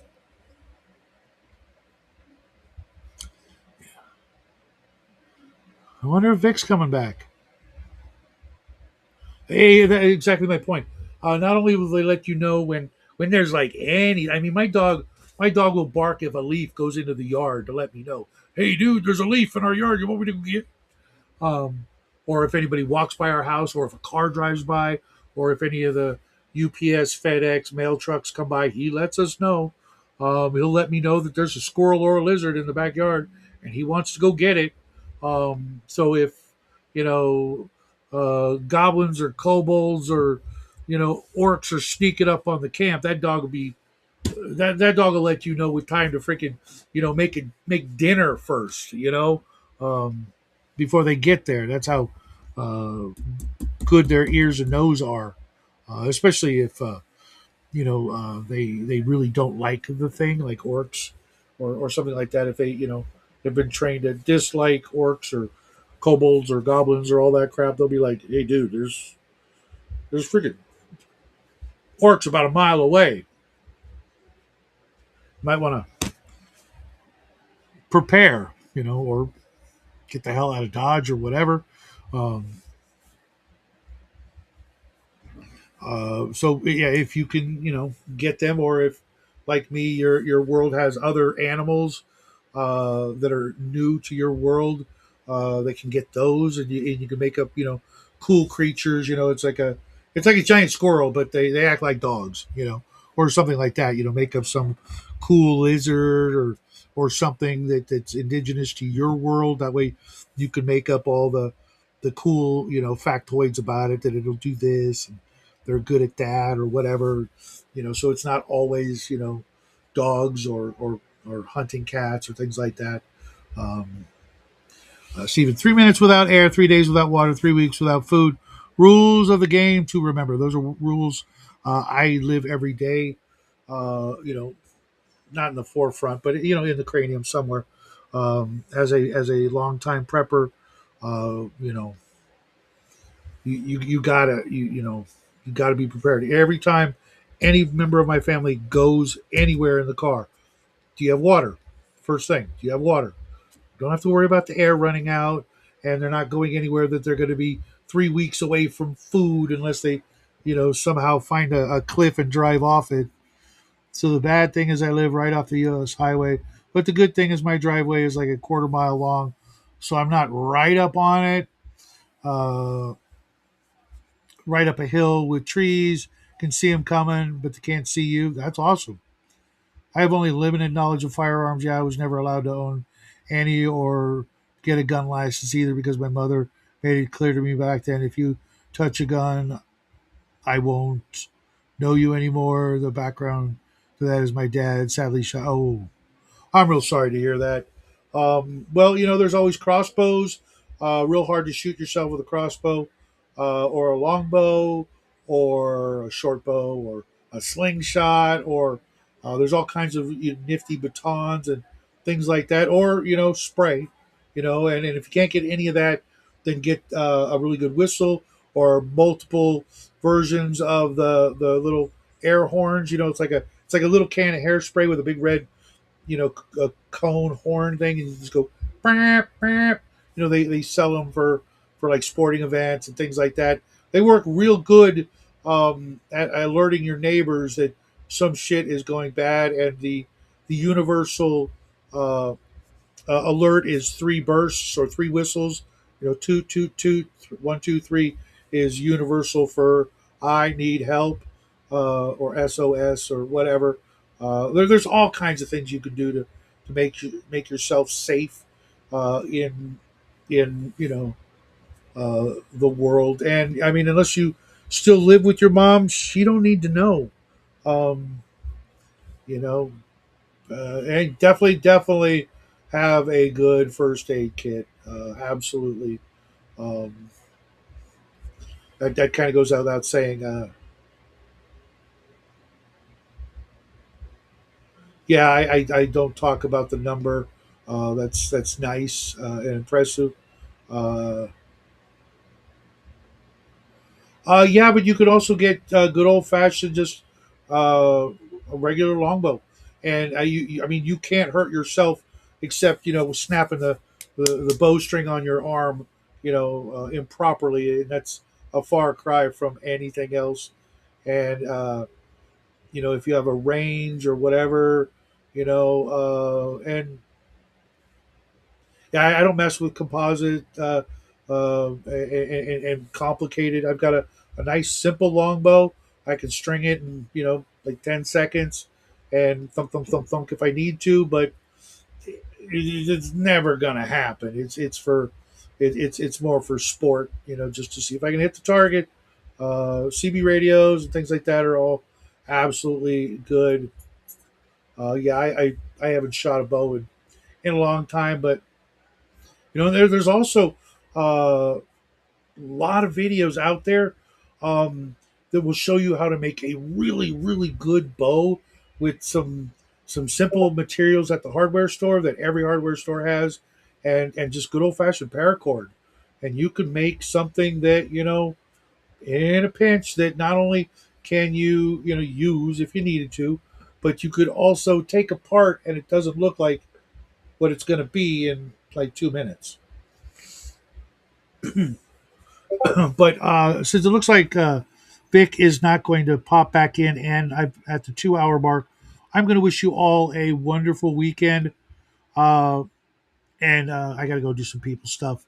But I will see you guys tomorrow night for a paint and chill stream where maybe I'll get to talk uh, uh, to do some painting because I used exactly what was it, one, two, three, three whole drops of paint, no, 4 or 5 drops of paint today, and that's not good. That's not enough. But I will be back Saturday with the the Saturday Night Paint and Chill stream. Hopefully George will be joining me and the regular Saturday night guys. Everybody else out there, have a wonderful weekend. And you beat me to it, Stephen.